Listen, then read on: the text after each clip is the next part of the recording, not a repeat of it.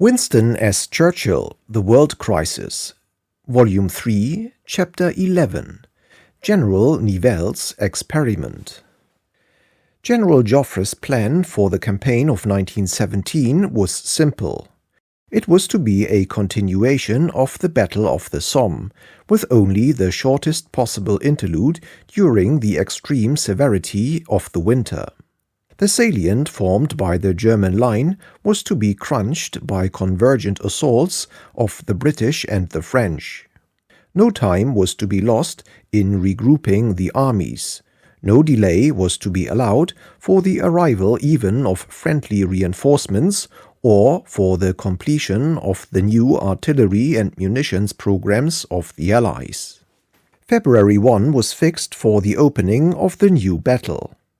All the British forces available for the offensive and the northern group of the French armies were to attack due east, the British from Vimy to Bapaume, the French between the Somme and the Oise. Simultaneously, another French army of the center group was to strike northward from the direction of Rheims. Then, after all these armies had been in full battle for a fortnight and the Germans, if not broken, were thoroughly gripped, the 5th French Army, supported by the reserve group to which it belonged, was to strike in to decide the struggle or exploit the victory. Taken in an enormous purse, or as between gigantic pincers, the German armies, if their front gave way on any considerable scale, were to see themselves confronted first with the capture of very large numbers of men and enormous masses of material, and secondly, with a rupture of the front so wide as to be irreparable. Such were the proposals which the French Generalissimo laid before the Allied statesmen and commanders at the conference at Chantilly on November 16, 1916, and which he expounded with precision in his instruction of November 27. I have decided to seek the rupture of the enemy's forces by a general offensive executed between the Somme and the Oise, at the same time as the British armies carry out a similar operation between Bapaume and Vimy. This offensive will be in readiness for the 1st of February, 1917. The exact date being fixed in accordance with the general military situation of the Allies. As will be seen as the account progresses, the launching of these tremendous operations from the beginning and during the whole of February would have caught the Germans at a moment exceedingly unfavorable to them. Here perhaps at last, after so many regrettable misadventures and miscalculations, Joffre might have won unchallenged laurels. But these possibilities remain in the mists of the unknown. For at this very moment Joffre was removed from his command, and the supreme direction passed to another hand. Although the fame of Verdun and the Somme had been valiantly trumpeted by press and propaganda to the uttermost ends of the earth, instructed opinion in Paris was under no illusions about either battle. The glory of Verdun belonged to the French soldiers, who, under Castelnau, Pétain, Nivelle, and Morgin, had sustained the honor of France. The neglect and inadequacy of its defenses was clearly traceable to the commander-in-chief. His astonishing correspondence with Gallieni in December 1915 had already been read in secret session to the Chamber in July, and although Briand had sustained the commander-in-chief, he had clearly intimated that his retention of the command must be reviewed at a more propitious season. To remove him while the Battle of Verdun was at its height, when the offensive he had concerted with the British on the Somme had just begun, and before the battle and the hopes involved in it had reached their conclusion, could not, he had urged, be in accordance with the interests of France.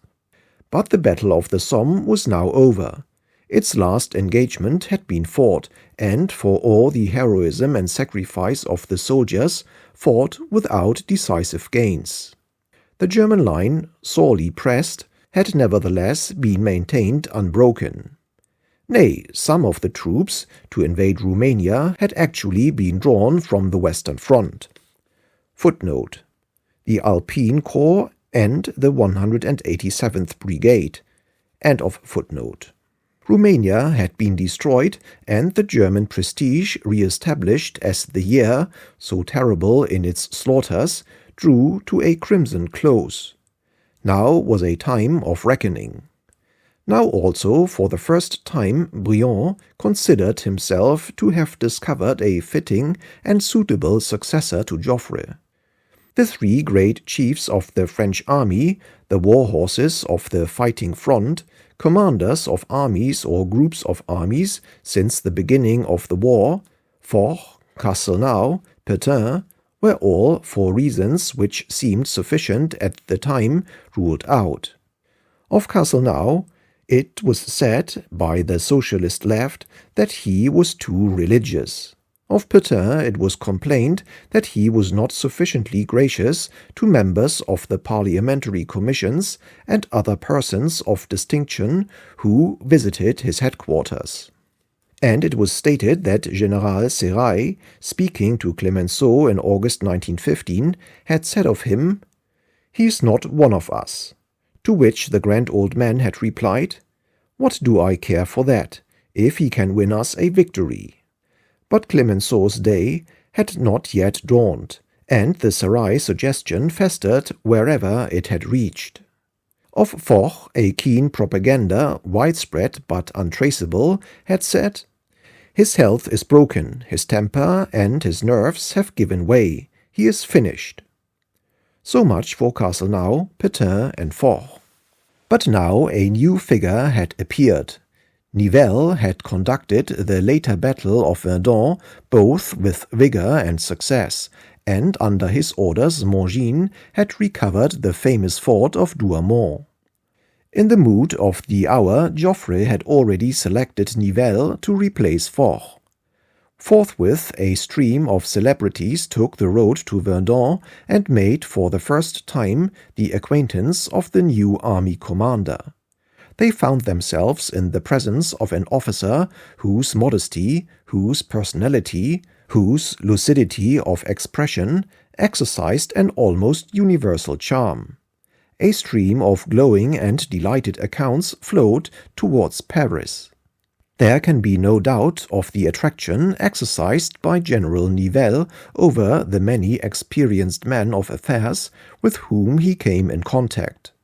Briand, his ministers, the delegations from the Chamber, were as swiftly impressed as Lloyd George and the British War Cabinet a few months later. Add to these pleasing impressions the glamour of unquestioned and newly won military achievement, and the elements of an alternative commander-in-chief were not in that very moment lacking. On December 27, Joffre was promoted Marshal of France and relieved of his command. A pleasing and pathetic personal light is thrown on the closing scene by Pierrefeu's skillful pen. No one has been a more stern or more instructed critic of General Joffre. His searching studies, made with the fullest knowledge of events and first-hand observation, have been more fatal to the Joffre legend than all the other attacks and exposures which have appeared in France. But Pierrefeu lights his severe pictures with many a deft and human touch. He has described the curious spectacle of Joffre's life at Chantilly during these 2 tremendous years. This office without maps, this table without papers, the long hours passed by the commander-in-chief in reading and in answering tributes of admiration received from all over the world, his comfortable and placid routine, his air of leisure and serenity, his excellent appetite and regular customs, his long full nights of unbroken repose far from the crash of the cruel cannonade. cette vie de bon rentier au plus fort de la guerre. He tells us of Joffre's habit when in difficulties with the enemy or with his government, of patting his massive head with his hand and ejaculating with a droll air, Pauvre Joffre. He tells us of his little aide-de-camp, Captain Touzelière.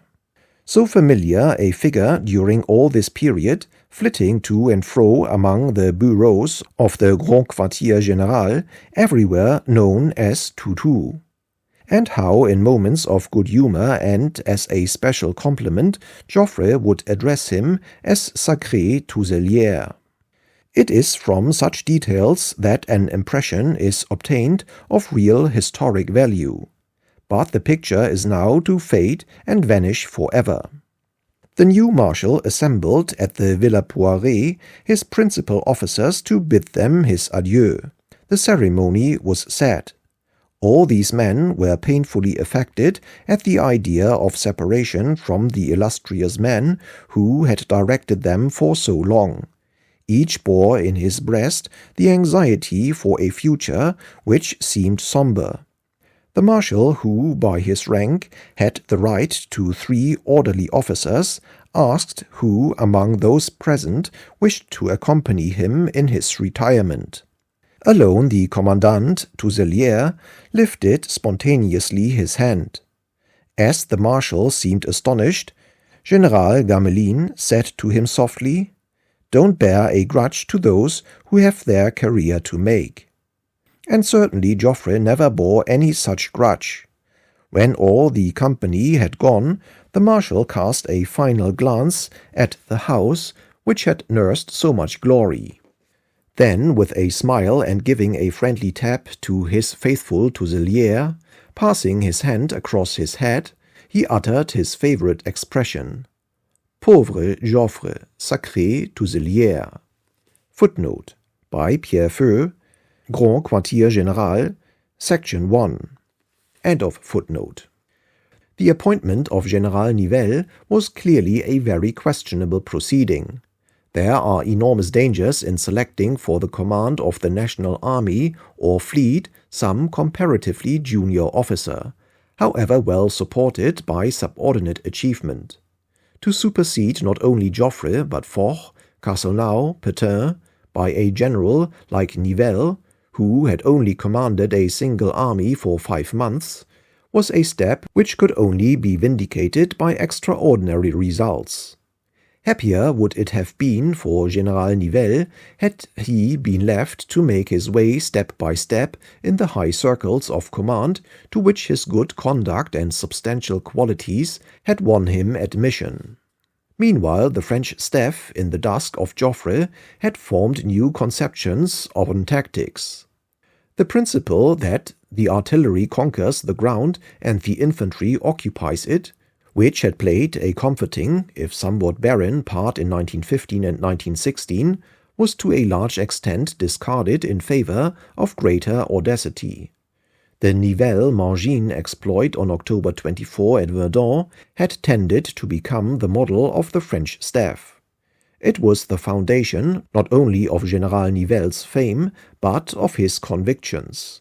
It comprised the whole of his message. He believed that he and his principal officers had found a sure, swift method of rupturing the German defense. He believed further that his method was capable of application on the largest possible scale. Multiply the scale of such an attack 10 or 15 times, and the resultant advantages would be multiplied in an even greater proportion. Just as Falkenhayn, in his scheme of attack on Verdun, had always in his mind the victory of Gorlice-Tarnow, so Nivelle, a year later, founded his hopes and reasoning upon his achievement at Douaumont. No one will undervalue the tactics which gained success on October 24. They were hammered out by fighting generals amidst the fiercest fires. However, it does not follow in war or in some other spheres that methods which work well on a small scale will work well on a great scale. As military operations become larger, they become more ponderous, and the time factor begins to set up complex reactions. Where days of preparation had sufficed, months may be required. Secrets that can be kept for days are apt to wear out in months. Surprise, the key to victory, becomes harder to secure with every additional man and gun. There were in the Nivelle-Mangin methods and in the spirit which animated them the element of decisive success. But their authors had not learned to apply them on the gigantic scale with which they were now to be concerned. Nor in the year 1917 did they possess the necessary superiority of force in its various forms. It was reserved for Ludendorff on March 21, 1918, to execute what Nivelle had conceived, to combine audacity of action with a true sense of values, to make long preparations without prematurely losing secrecy, and to effect a strategic surprise on a front of 50 divisions. But this comparison cannot even be suggested without numerous reservations arising from the different circumstances. Nivelle became commander-in-chief on December 12. He arrived at Chantilly on the 16th, and on that same date there issued from the French High Command a memorandum on the new Verdun methods of the offensive, which had no doubt been drawn up during the preceding month while Joffre still ruled, to greet the advent of the new chief. General Nivelle lost no time in developing this theme in his own words. On December 21, in a letter to Sir Douglas Haig and in instructions to his own groups of armies, he wrote, "The objective which the Franco-British armies should seek is the destruction of the principal mass of the enemy. This result can only be attained as the consequence of a decisive battle." On the 24th, in a further note to his army group commanders, communicated to the British staff, he affirmed that the rupture of the front, penetration to the rear of the mass of the hostile batteries, is possible on condition it is made at a single stroke by a sudden attack in 24 or 48 hours. And on January 29 to General Michelet, whom he had placed in command of the three armies destined for the main attack, he emphasized the character of violence, of brutality, and of rapidity which should clothe the offensive, and in particular its first phase, the breakthrough. These quotations are typical of a continued flow of instructions and exhortations which General Nivelle, his Verdun confraternity, and the French headquarters staff, dutifully toiling behind them, lavished week after week upon their armies and their allies. The reader will remember Colonel de Grandmaison, the director of operations of the years before the war, the apostle of the offensive, immediately, every time.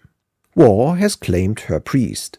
The body of Colonel de Grandmaison lies mouldering in the grave, a grave, let no one fail to declare, guarded by the reputation of a brave gentleman eager to give his life for his country and his theories. He has fallen, but his theme has found a fleeting resting place in the bosom of Colonel d'Alençon, chief of the staff of General Nivelle. Pierre Feu gives a vivid description of this officer who flitted so suddenly, so swiftly and so tragically across the scene. Immensely tall and thin, dark, sallow, cadaverous, silent, sombre, full of suppressed fire, a man absorbed in his convictions and ideas. The astonishing rocket rise of Nivelle had carried d'Alençon as an attendant star to the military zenith. But there is this fact about him which should be noted. He had but 1 year to live, and consequently but 1 coup to play. Gripped in the closing stages of consumption, he knew that his time was short. Still short as it was, There was a deed to do which might win enduring honor. Such a personal situation is not favorable to the practical common sense and judgment peculiarly required in a chief of staff. Fortune had no sooner hoisted General Nivelle to the topmost summit of power than she deserted him. From the moment of his assuming command of the French armies, everything went against him. He was from the outset more successful in exciting the enthusiasm of the political than of the military leaders, and he was more successful with the British government even than with his own. He proceeded immediately to extend the scope of the immense operations which had been contemplated by Joffre. In his general offensive against the German salient, Joffre had been careful to avoid the formidable span of 30 kilometers from Soissons to Craonne, along the Aisne so well known to the British in 1914. General Nivelle ordered an additional offensive to be mounted against this front, and another further to the east at Moronvilliers. Joffre had planned to attack at the earliest moment, even if it involved the sacrifice of some degree of preparation. Not only must Nivelle's scale be larger, but his preparations must be more detailed and complete, and for all this he was willing to pay in terms of time. Whereas the French staff under Joffre had defined his aim as la recherche de la rupture du dispositif ennemi, Nivelle claimed nothing less than la destruction de la masse principale des armées ennemies. Whereas Joffre had contemplated a revival of the Somme battle on a still larger scale and under more favorable conditions, with 3 or 4 tremendous attacks engaging successively over a period of weeks the front and resources of the Germans, Nivelle proclaimed the doctrine of the sudden general onslaught culminating in victory or defeat within 24 or at the most 48 hours. And whereas Joffre would have struck early in February, Nivelle's extensions involved delay till April. The effect of the Nivelle alterations upon the Joffre plan was to make it larger, more violent, more critical, and much later.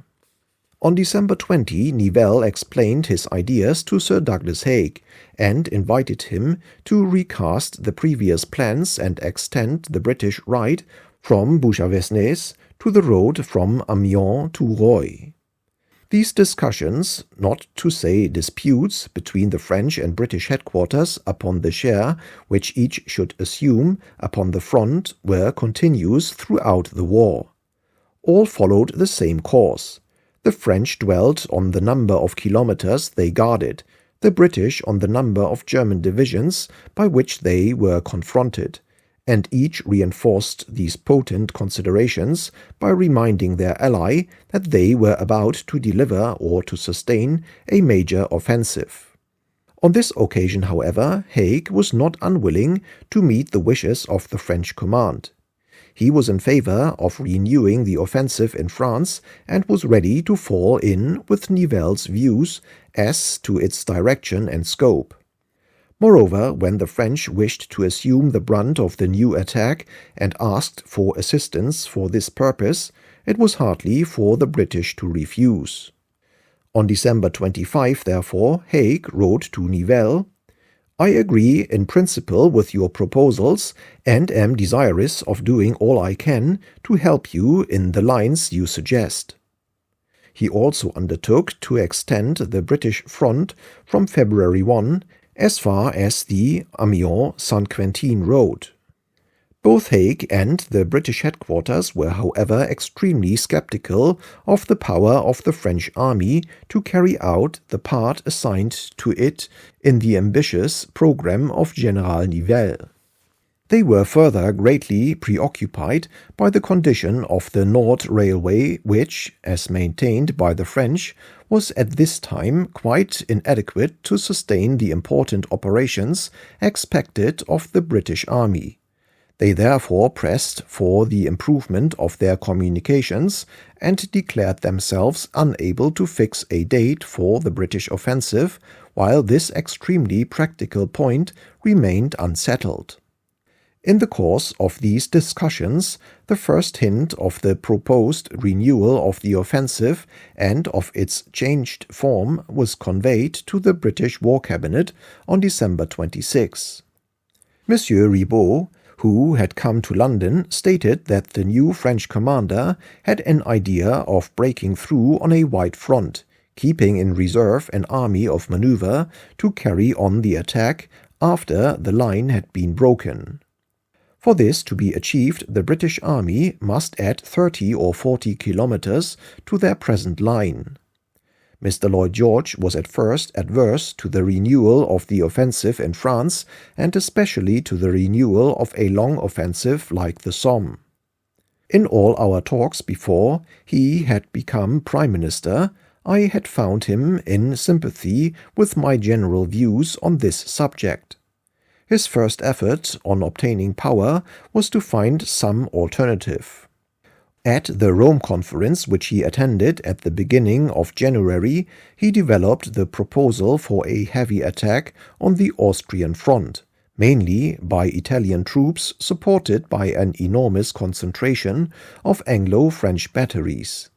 The French, under the Nivelle influence, opposed this plan. Sir William Robertson gave it no support, and it was merely remitted to the staffs to study. As the train bringing the Prime Minister home from Italy waited at the Gare du Nord, General Nivelle presented himself and unfolded his scheme in outline. The first impressions on both sides were favorable. Nivelle was invited to London and met the War Cabinet on January 15. His success was immediate. The British ministers had never before met in council a general who could express himself in forceful and continuous argument, and they had never before met a French general whom they could understand. Nivelle not only spoke lucidly, he spoke English. He had not only captured Fort Douaumont, but had an English mother. He explained that his method involved no resumption of the prolonged Somme battles, but one short, sharp, decisive rupture. Mr. Lloyd George's resistance to the new offensive plan had been melting rapidly since the meeting at the Gare du Nord. It was soon to transform itself into ardent support. Haig was also in London. He and Robertson were summoned to the council, and a memorandum was drawn up and signed by all three generals formally approving a renewed offensive on the Western Front to begin not later than April 1, with consequential preliminary extensions of the British front. So far all had been harmonious, but the Prime Minister, in the process of being converted from his previous opposition to the offensive, had evolved a further design. He was already set upon his great and simple conception of a united command. Like the War Cabinet, he was attracted by the personality of General Nivelle and disposed to back him, if at all, wholeheartedly. It was believed that better war direction could be obtained from the French. It was also believed, and in this case with far more justification, that one single controlling hand ought to prevail on the whole of the Western Front. It is not, as Lloyd George said when later in the war he had gained his point, that one general is better than another, but that one general is better than two.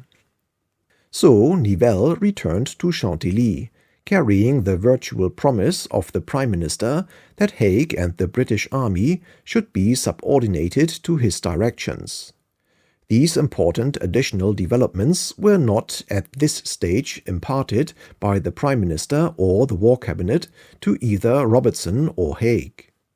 During January, the inadequacy of the rolling stock on the Nord Railway became so marked that after strenuous British protests, another conference was convened at Calais on February 26. The French then produced a detailed scheme of organization for an Allied general headquarters in France. This provided for a French generalissimo with a headquarters staff of French and British officers under a British chief of staff. A British commander-in-chief was to be retained in name for adjutant general's work, but without influence upon operations. The immediate resistance of the British generals led to this proposal being put aside, and instead an agreement was drawn up placing the control of the forthcoming operations solely in Nivelle's hands and the British Army under his orders for that period. To this Haig and Robertson, lest worse should befall, agreed. The episode, in itself remarkable, had sensibly impaired the relations between the British and French headquarters. It seemed to the British High Command that Nivelle had been concerned in an attempt with their own government to procure their subordination to himself, if not indeed their supersession. From the outset they had viewed the appointment of the new commander-in-chief over the heads of all the best-known French soldiers with some surprise. Now mistrust and resentment were added. When, on the strength of his new authority, Nivelle sent instructions to Haig, couched in a tone of command, directing him to give up the long-planned British attack upon the Vimy Ridge in favor of the operations further to the south of Arras, Haig refused to comply. He applied to the British government and requested to be told whether the War Cabinet wished the Commander-in-Chief of the British Expeditionary Force should be subject to such treatment by a junior foreign commander. The strain was sharp. A compromise was eventually reached, but the friendly and intimate cooperation which had existed for so long between the British and French staffs had undergone a noticeable decline, and Nivelle was criticized in French high military circles for having provoked this unfavorable result. At this moment an unexpected event occurred. Ludendorff intervened, and the Germans acted. The great military personality which Germany had discovered in her need, armed in the panoply and under the aegis of Hindenburg, by one sure stroke overturned all the strategy of General Nivelle. Towards the end of February, the German evacuation of the whole sector from Arras to Noyon began. Leaving a screen of troops to occupy the abandoned positions and fire off their guns and rifles, the German army withdrew 50 miles from the threatened area of the salient, and with unhurried deliberation assumed their new, deeply considered positions on what was henceforth be known as the Hindenburg Line.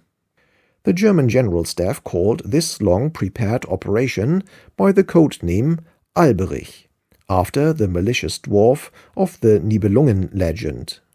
They left their opponents in the crater fields of the Somme, and with a severity barbarous, because far in excess of any military requirements, laid waste with axe and fire the regions which they had surrendered. The retrograde movement, rumored for some days, was first detected on the front of the British Fifth Army. On February 24, suspicion was aroused by the German artillery shelling its own trench lines. British patrols found the hostile trenches empty. The Fifth Army Operations Order of the same night said, "The enemy is believed to be withdrawing." Immense clouds of smoke and the glare of incendiary fires by night proclaimed the merciless departure of the enemy. On the 25th he was reported to be retiring on a front of 18,000 yards, and on February 28 the British intelligence spoke of a retirement to the Hindenburg Line. However absorbed a commander may be in the elaboration of his own thoughts, it is necessary sometimes to take the enemy into consideration. Joffre's plan had been to bite the great German salient in February, and whether it would have succeeded or not, no man can tell. The Nivelle plan was to bite it with still larger forces in April. but by March the salient had ceased to exist. 3 out of Nivelle's 5 armies, which were to have been employed in the assault, were now separated by a gulf of devastated territory from their objective. All their railroads, all their roads, all their magazines were so far removed from the enemy's positions that at least 2 months would be required to drag them forward into a new connection with the war. The remaining 2 armies were left with no other possibility before them than to deliver disconnected frontal attacks on the strongest parts of the old German line. In these circumstances, Nivelle's directive to the British armies under his control is of great interest. Grand Quartier Général, March 6, 1917. Direction for the Marshal. The retirement of the enemy on the front of the 5th British Army constitutes a new fact, the repercussions of which upon the joint offensive of the Franco-British armies must be examined. So far, the retreat of the Germans has only been carried out on the front of the 5th British Army. It will perhaps be extended to the region of the Somme and the Oise. But in any case there is no indication which would allow us to suppose that the enemy will act similarly on the front of attack of your 3rd and 1st armies, any more than on that of the GAR, the reserve group. On the contrary, the so-called Hindenburg position is so disposed that the directions of our principal attacks, both in the British and the French zones, are such that they will outflank it and take it in reverse. In this respect, the German retirement may be entirely to our advantage, even if it becomes general. And on this assumption I base a first decision, which is not to modify in any fundamental way the general plan of operations already settled, and in particular to stick to the date fixed for the launching of our attacks. It must, however, be admitted that all our operations cannot be carried out in the way arranged, and I will therefore examine in succession the attitude to be adopted on the front of the British armies and the GAN, the Northern Group. Distance, numbers, direction, all were changed. Yet it was decreed that the principle was unaffected and that the enterprise should proceed. We have seen the tactical characteristics of the Joffre plan as developed by General Nivelle. The gigantic scale of the attack, its convergence upon the German salient, the minute study of detail and its comprehension by all ranks, and lastly, most precious and vital of all, the brutal, violent explosion of surprise. Of these 4 conditions, the scale had been reduced by half, and the convergence practically prevented by the German retreat. The other 2, detail and surprise, were destined to destroy one another.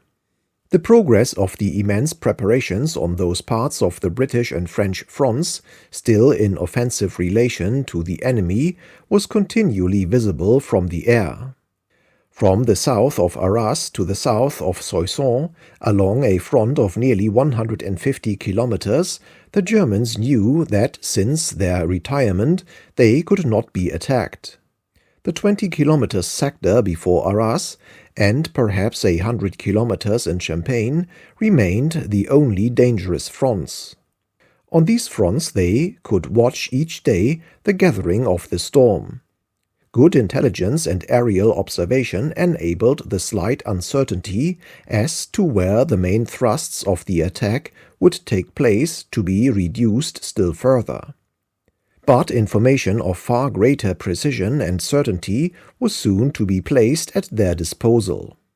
In his desire that all ranks should comprehend the spirit of his plan, and that battalion commanders and even company commanders should know its whole scope, General Nivelle had caused various documents of high consequence to be circulated among the troops in the line. The first of these was the famous staff memorandum on the new principles of the offensive dated December 16, which has already been quoted. The imprudence of allowing such a document to pass into the hands of troops holding the line, often at even less than 100 yards from the enemy, was swiftly punished. On March 3, a raid by a German division of the Crown Prince's army captured this fateful document. This memorandum, writes the Crown Prince, footnote, in my war experiences, end of footnote, contained matter of extraordinary value.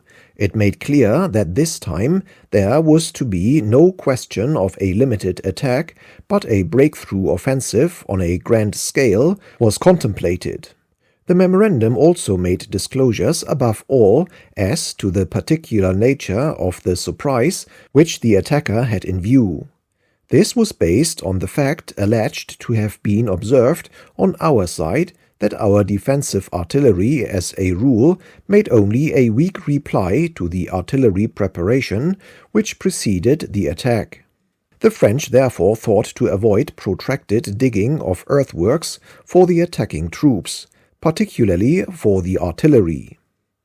Graf von Schulenberg at once formulated the logical reply for the defense. The artillery preparation not only to be powerfully returned, but even beforehand all recognized enemy preparations for attack to be overwhelmed by concentrated artillery fire. We ventured to hope that the surprise might in this way be most effectively met and the sting taken out of the first attack, which experience had shown to be the strongest and best prepared. All through the month of March, General Nivelle's preparations for surprise continued to rivet the attention of the enemy. By April, writes the Crown Prince, a great deal of information already obtained led to the conclusion that the main attack was to be expected before long against the south front of the 7th and 3rd Armies west of the Argonne. The intelligence service further confirmed the impression left by the French attack memorandum which had been captured. Great depths of artillery, enormous supplies of ammunition, innumerable battery positions directly before the enemy's first line, no strong fortifications of battery positions, simply cover from the enemy's view, complete cessation of hostilities. And again, on April 6, a clever attack by the 10th Reserve Division at Sapigneux brought us into possession of an order of attack of the French Fifth Army. In it, the French attacking units were mentioned by name. The Fifth Army's objective was the line Prouvé, Proviseur, Ormenancourt. The Brimont position was to be taken by an enveloping movement from the north. Fresh information upon the anticipated French method of attack was given. The last veil concealing the intention of the French offensive was torn aside. All this time the Germans, spurred and assisted by the most perfect information, were preparing their defenses. The army commands were reorganized. In February, when Nivelle's preparations first began to be obvious, the Crown Prince's command was extended eastwards to include the 7th Army of Prince Ruprecht's group, thus unifying the control of the entire front to be attacked. In March, a whole additional army, the 1st, was interpolated between the 7th and the 3rd. The Crown Prince's headquarters were moved from Stenay to Charleville. Throughout March, the reinforcements of his group of armies was unceasing. Machine guns, artillery, battle planes, intelligence service and labor battalions flowed in a broad stream to the threatened front. The relief gained by the Germans in the shortening of their line through their retirement from the salient enabled ever larger forces to be concentrated opposite the impending French attack. Night and day, by ceaseless German toil, the fortification of the whole area proceeded vehemently. Their position from Soissons to Rheims and beyond Rheims was by nature perhaps the strongest sector of the enemy's front. The Craonne Plateau, The long hogsback of the Chemin des Dames, the wooded bluffs and ridges of the Argonne, were all developed by ardent toil into one homogeneous labyrinth of trenches and tunnels, crowded with battalions and machine guns and swathed in tangles of barbed wire. At the beginning of the year, 8 or 9 German divisions had stood upon this front. By the time Nivelle had perfected his plan of surprise, 40, a number scarcely inferior to the attack, were waiting to receive him. Other preoccupations began to gather round General Nivelle. He had been the choice of a French government whose reputation and existence were largely bound up with his. In Briand, the premier, and in Lyautey, the Minister of War, he had sponsors who could by no means separate themselves from him. No government could afford to change their mind about a commander they had violently elevated above all the recognized chiefs of the profession. But now, suddenly, this sure support was to fail. Early in March, General Lyautey became entangled in the parliamentary meshes. He precipitately resigned, and in his fall dragged down Briand and the whole government.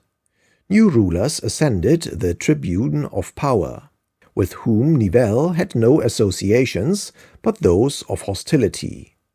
Under a Ribot administration, Painlevé became Minister of War. Paul Painlevé was a man of marked intellectual distinction, ardent in politics, great in mathematics, a faithful partisan of the left, and ready to conform to all its formularies so far as a wide interpretation of the public interest allowed. In the original Briand ministry, Painlevé had been Minister of Education, charged with the study of inventions which might be serviceable to the armies. In this capacity he had constantly and freely toured the front, and discussed not only inventions, but plans with most of the important commanders. He knew them all, and most of them appreciated his keen intellect. Painlevé had discerned Pétain. This general was so cold and reserved to the members of parliamentary commissions that he had incurred damaging unpopularity in influential circles, but Painlevé admired him for his independence. And perhaps Pétain had responded to such a recognition. Painlevé's nominee for the succession to Joffre had been Pétain. When Briand, at the end of October 1916, had reconstructed his cabinet, he had done so on the basis of the dignified liquidation of Joffre and the enthronement of Nivelle. Painlevé, offered a renewal of his offices, had refused to continue on the specific ground that he did not agree with the appointment of Nivelle. His entrance into the chamber after this decision, a serious one for any public man to take in time of war, had been marked by a salutation not only from the left but almost of a general character. Now he was Minister of War, and under the aged Prime Minister, the most important figure in the new French administration. Instead of a Briand wedded to Nivelle's success, the new commander-in-chief now had a Painlevé who, however loyal to his subordinate, had publicly and in advance testified that he regarded his appointment as a mistake. But Painlevé's objections to Nivelle were not limited to the personal aspect. Painlevé and the political forces which at that time he embodied were the declared opponents of the great offensives on the Western Front. He agreed with Pétain that France should not be bled to death, that the life of the French army must be husbanded, that there was no chance of the breakthrough, la percée, in that year in that theatre, that the gradual capture of limited objectives was the only prize within reach, and that moderation of aim and economy of the lives of the French soldiers were the keynotes of the immediate military policy. Nivelle stood at the opposite pole, the offensive on the largest scale, the French in the van, the armies hurled on in absolute confidence of decisive victory, the rupture of the German line on an enormous front, the march through the gap of great armies of maneuver, the re-establishment of open warfare, the expulsion of the invader from the soil of France.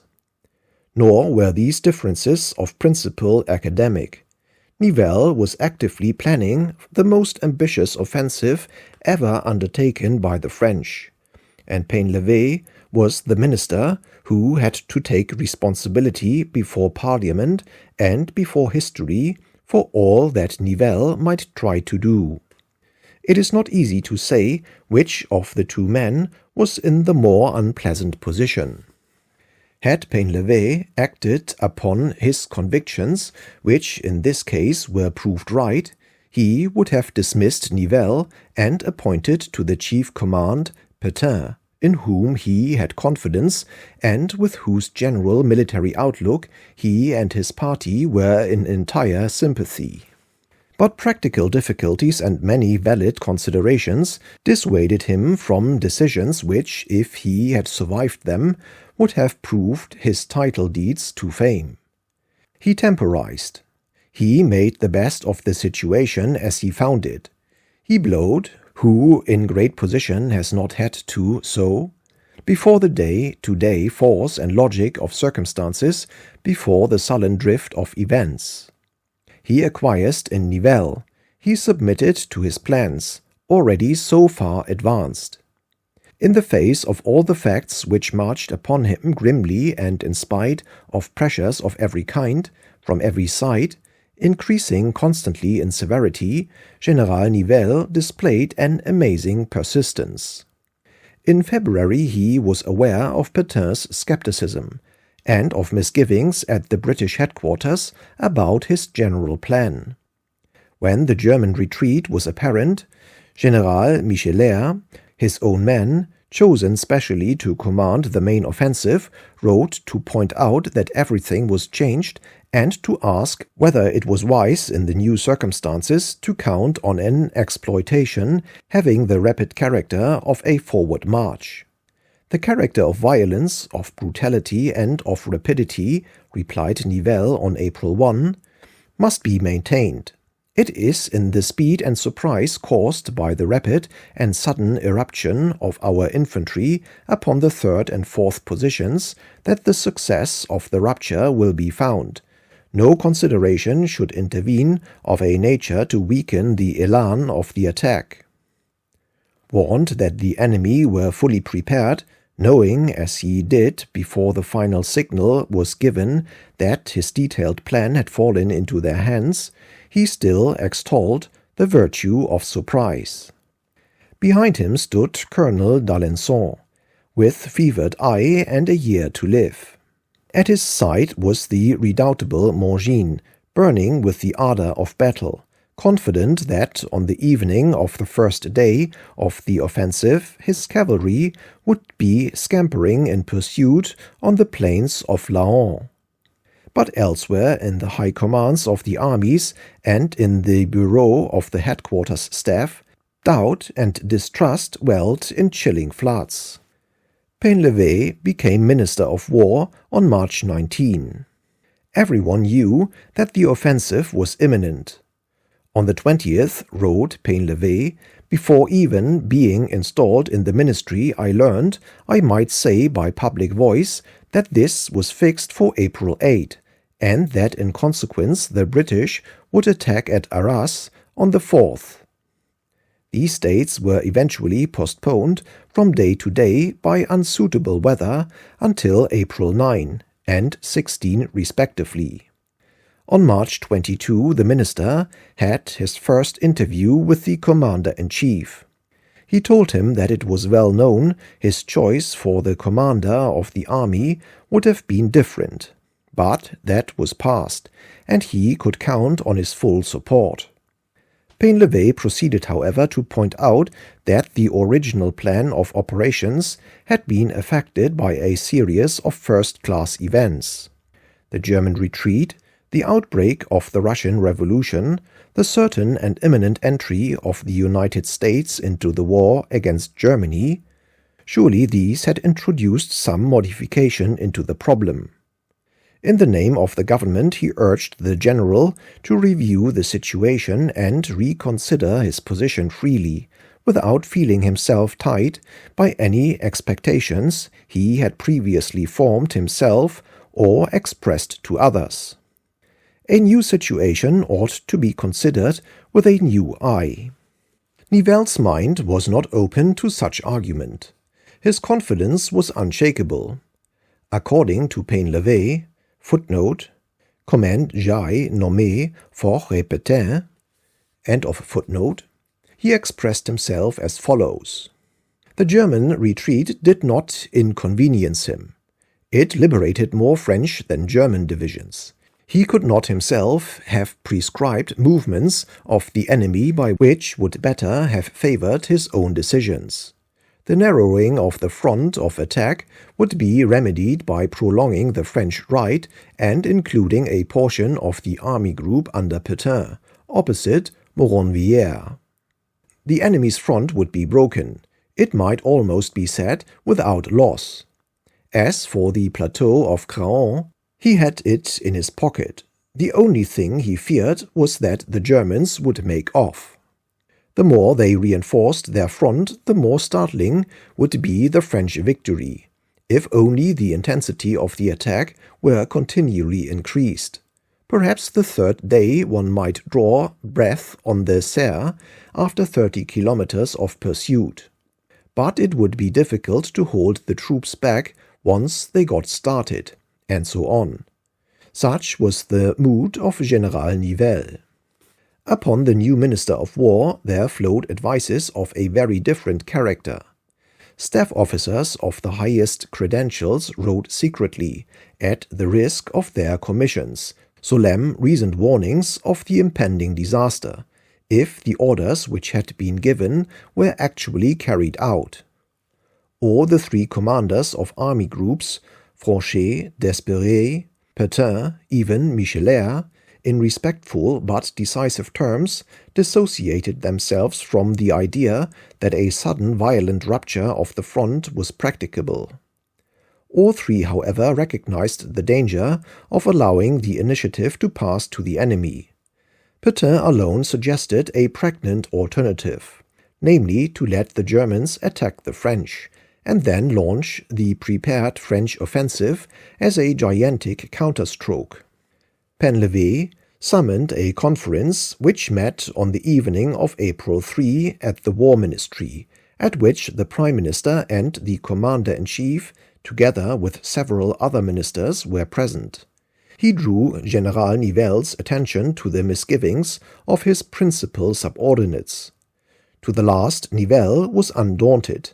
Complete victory was certain. The first two positions of the enemy would be carried with insignificant loss. Did they think he was unaware that to take the third and fourth positions one must begin by taking the first and second? No one knew better than he that good weather was essential to his mode of attack. All would be decided in 24 hours, or 48 at the most. If within that time the rupture was not obtained, it would be useless to persevere.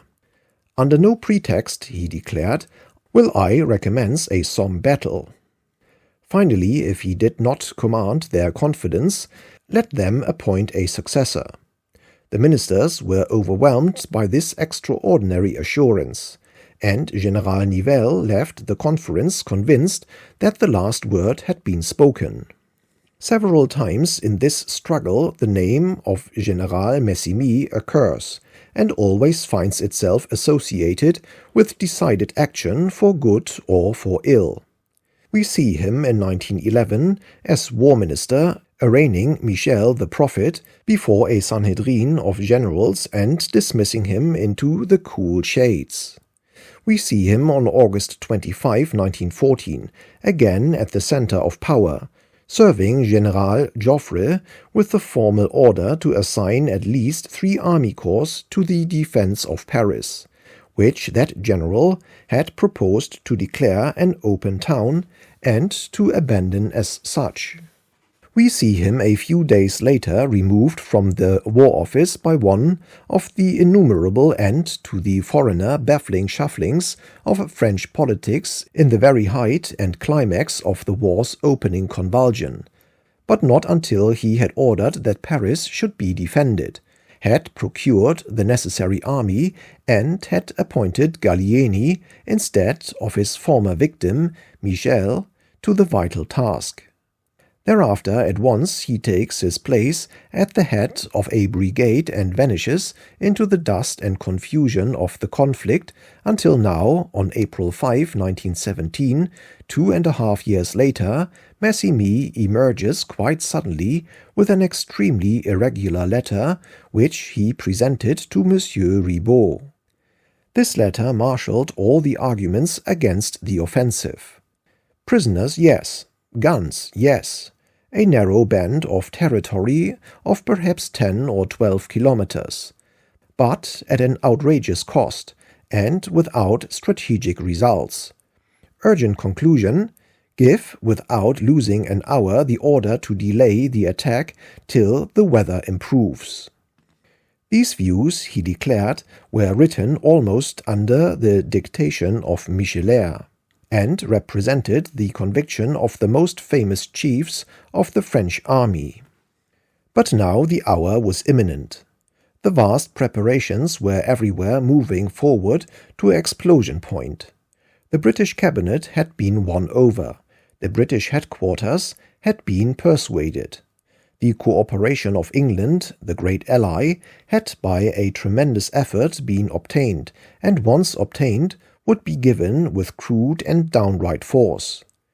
To resist the plan, to dismiss the commander, meant not only a ministerial and a parliamentary crisis, possibly fatal to the government, but it also meant throwing the whole plan of campaign for the year into the melting pot, and presumably, though not certainly, resigning the initiative to the Germans. So Nivelle and Painlevé, these two men whose highest ambitions had both been newly and almost simultaneously gratified, found themselves in the most unhappy positions which disillusioned mortals can occupy. The commander having to dare the utmost risks with an utterly skeptical chief behind him. The minister having to become responsible for a frightful slaughter at the bidding of a general in whose capacity he did not believe, and upon a military policy of the folly of which he was justly convinced. Such is the pomp of power. I shall not attempt to describe the course either of the French offensive, which began on April 16, nor of the brilliant preliminary operation by which the British army at the Battle of Arras captured the whole of the Vimy Ridge. Numerous excellent accounts, French, English, and German, are extant. It will here be sufficient to say that the French troops attacked in unfavorable weather with their customary gallantry. On a portion of the main front attacked, they penetrated to a depth of 3 kilometers. They took between the 16th and the 20th 21,000 prisoners and 183 guns, lost over 100,000 soldiers, and failed to procure any strategic decision. It was only indeed on the fronts of Moronvilliers and Soissons-Craonne, added by Nivelle to the attack after the documents captured by the enemy had actually been written, that surprise and success were alike achieved. By the evening of the 16th, Nivelle's high hopes and confidence had withered, and his orders for the resumption of battle on the 17th implied not merely tactical modifications, but the substitution of far more moderate strategic aims. The later phases of the battle were in some respects more successful than its beginning, nor were the losses of the French so disproportionate to those of the Germans as in the Joffre offensives. In fact, the Nivelle offensive was the least costly, both actually and relatively to the enemy's loss, of any ever undertaken by the French. But the general could never escape from the consequences of his sanguine declarations. Again and again he had affirmed that, unless the rupture was immediate and total within 24 or 48 hours, it would be useless to continue the operation. He had predicted such a rupture with many circumstances of detail. Almost everyone had doubted before. Now all doubts were certainties. The slaughter, woeful to the shrunken manhood of France, was fiercely exaggerated. Disturbance broke out among the troops, and in the capital a storm of fury arose against the general. His wish to convert the great operation into a more modest enterprise was brushed aside. On April 29, Pétain became, as chief of the General Staff, the adviser of the French cabinet on the whole conduct of the military operations. A peculiar situation followed the collapse of Nivelle's offensive. The British army had, as we have seen, already entered, with vigor and success, upon their very important part in the general plan. The victory of Arras, with its capture of the Vimy Ridge, 13,000 prisoners and 200 guns, had been achieved without undue sacrifice. Haig had originally intended to close these operations after the capture of Monchy-le-Preux, and to begin as soon as possible the attempt to clear the coastal sector by the capture of the Messines and Passchendaele ridges. But the conditions prevailing in the French army and in Paris were such that it was thought dangerous to relax even for a few weeks the pressure upon the enemy. The continuance of the British attack was, however, very costly, and unrewarded by any real success. At an early stage the Germans developed a new method of defense. Holding their front system of trenches with few men, they kept strong forces intact close at hand, and by heavy counterattacks independently launched, they robbed, in nearly every case, the British of their initial gains. The Prime Minister was himself deeply committed by his facile acceptance of the Nivelle schemes to the offensive mood. He showed himself resolute to persevere. The British army should be thrown ungrudgingly into the battle of attrition, and every effort must be made to induce the French to exert themselves unceasingly to the utmost. General Headquarters thus found in Mr. Lloyd George, at this juncture, a strong supporter. His action cannot be judged apart from the situation. The hour was tragic. The U-boat sinkings for April, surpassing all previous records, had reached the total of 800,000 tons. The fatal curve was still rising, and in British minds it dominated everything. Let the armies fight while time remained. Or, in Lord Fisher's challenging phrase, can the army win the war before the navy loses it?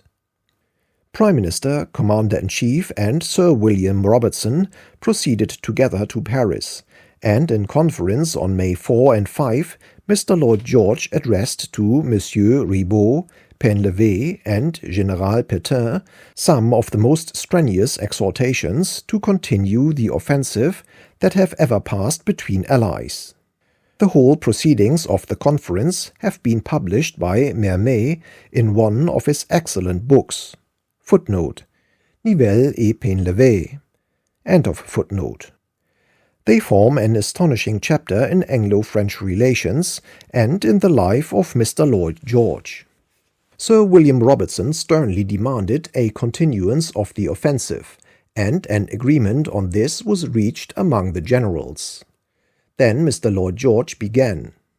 "We have wished," he said, "to make sure that there was agreement between us on the general principle of continuing the offensive with all our resources and with all our energies." Speaking in the presence of Nivelle and championing his case against his own government, We have no need, he went on, to know the details which concern particularly those who have the direct responsibility for the military operations. We prefer that generals shall keep their plans of execution to themselves. When plans are put on paper for communication to ministers, it is rare that the ministers are the only ones to know them. We do not seek to know the precise plan of attack nor the number of guns or divisions engaged. It is essential that these details remain secret. In England, we do not ask such questions. Besides, General Robertson does not encourage us to ask them. We treat him with the respect which he deserves, and we refrain from indiscreet curiosity. Under this illusion, Ribot and Painlevé both interrupted to declare themselves in agreement with the rule that, apart from general principles and the outline of the plan, everything must rest with the generals alone. Mr. Lloyd George continued, "In the name of the British government we declare to you that we approve the military protocol which General Robertson has just read. But there must be no doubt about the sense of this document.